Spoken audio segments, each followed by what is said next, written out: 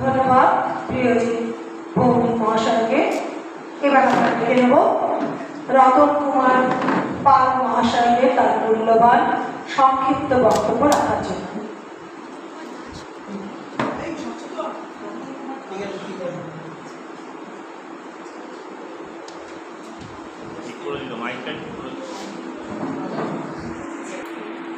উপস্থিত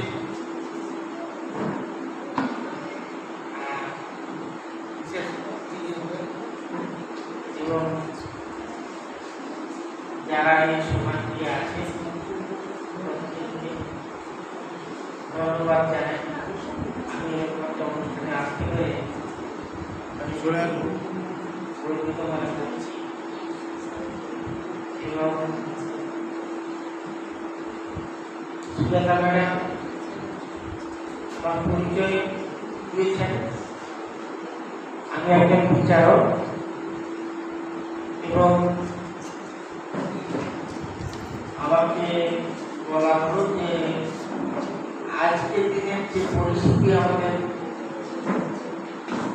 দেশে বা রাজ্যে চলছে সে সম্বন্ধে কিছু বলার। প্রথমেই বলে রাখি, আমি বিচারক যেহেতু প্রায় বলতে পারেন যে আমরা কোনো আলোকে আসতে পারি না বা কোথাও কোনো বক্তব্য রাখতে পারি না, কারণ আমাদের প্রফেশনাল ব্যাপার। তার জন্য প্রথমেই বলি যে আমি খুব একটা ভালো বক্তা নই, তবুও কিছু বলার সুযোগ যখন পেয়েছি আমি বলতে চাই। আমি গত 25 বছর ধরে যুক্ত,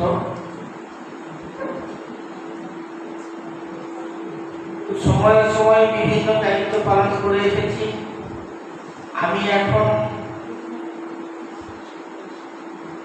পশ্চিমবঙ্গ, আন্দামান নিকোবর এবং সিকিম এই 3টে রাজ্যে একটাই কোর্ট হয়, এসআই কোর্ট, সেই কোর্টের দায়িত্বে আছি। জাস্ট এর আগে আমি ছিলাম বীরভূমের বক্সো আদালতের দায়িত্বে। যে ঘটনাটা আজকে ঘটেছে এবং যেটা নিয়ে এত চর্চা বা এত বক্তব্য হচ্ছে, সেটা একজন ডাক্তারবাবু সম্পর্কে। ডাক্তারবাবু খুব জঘন্যভাবে মৃত্যু হয়েছে, কিন্তু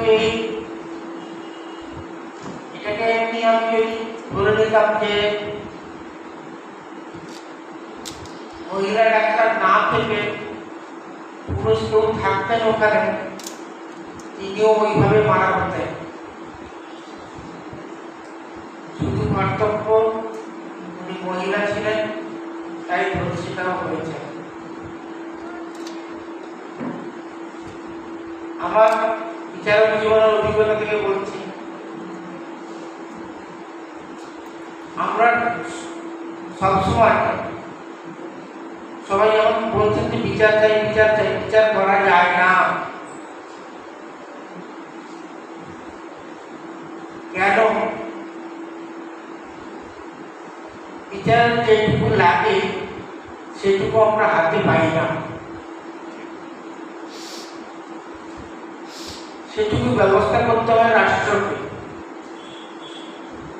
কিন্তু রাষ্ট্র কখনো চায় না সেই ব্যবস্থাটুকু ভালো ভালো হোক। তাই যদি চাইতো তাহলে আমাদের দেশে ওরকম নারকীয় ঘটনা ঘটতো না, খুব কমই হতো হয়তো, যেটা সবার চোখের আড়ালেই হতো। কিন্তু আজকে যে ঘটনাটা ঘটেছে সেটা চোখের আড়ালে নয়, চোখের সামনেই হয়েছে বলতে হবে।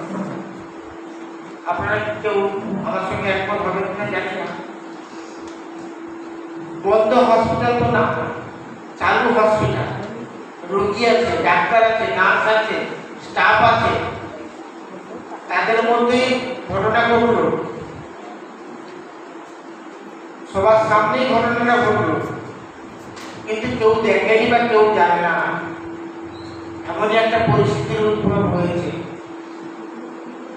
সত্যি কি তাই? কেউ দেখেনি বা কেউ জানে না। আমি তো আমার বিচারক জীবনের অভিজ্ঞতা থেকে বলতে পারি এটা অসম্ভব। কেউ দেখেনি বা কেউ জানতে পারেনি সেদিন ঘটনাটা। যারা জেনেছে বা যারা দেখেছে তারা প্রত্যেকেই মিথ্যে কথা বলছে যে কেউ দেখেনি, কেউ জানে না। আরো একটা বড় কথা বলি, আমি এমন কথা কোনোদিন বলিনি, কিন্তু আজকে বলতে বাধ্য হচ্ছি। আমরা যারা সবাই মিলে বলছি বিচার চাই বিচার চাই, আমরা সবাই মিথ্যে কথা বলছি। একটু প্র্যাকটিক্যালি চিন্তা করে দেখুন। আজকে তো এই ঘটনাটা নতুন নয়, আজকের এই তিলোত্তমার ঘটনাটা নতুন নয়। আমার যেদিকে জ্ঞান পড়েছে এমন ঘটনা কম করে আমি 1000 তো শুনেছি, আর আমার কাজ করতে গিয়ে হাজার হাজার পেয়েছি।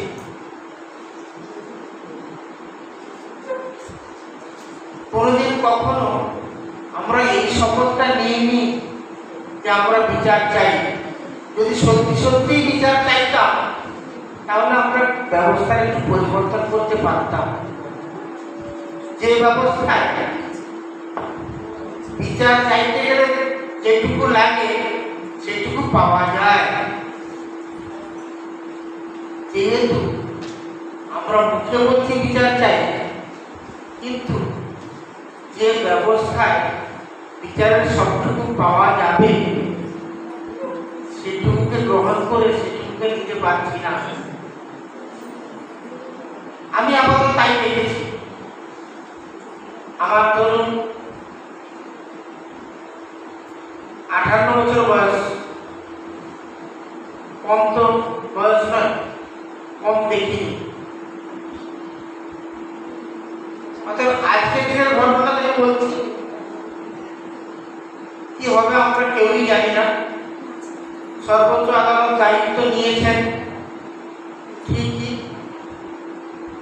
কিন্তু কতদূর কি দাঁড়াবে তা আমার জানা নেই, কারোরই জানা নেই।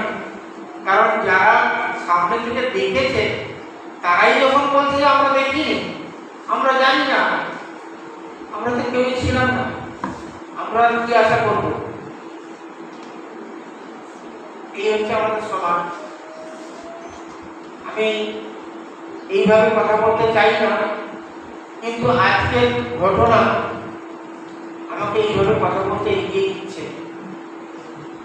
আমি বললাম যে এর আগের পশ্চিমটাতে আমি ওই কোর্টের দায়িত্বে ছিলাম। আমি দেখি তার আগেও উলুবেড়িয়াতে কোর্টের দায়িত্বে ছিলাম।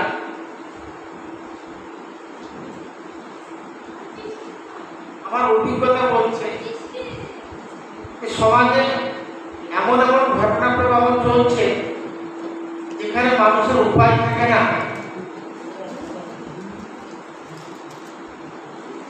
মিথ্যেটাকে নিজের উপরে চাপিয়ে দিতে বাধ্য হয়,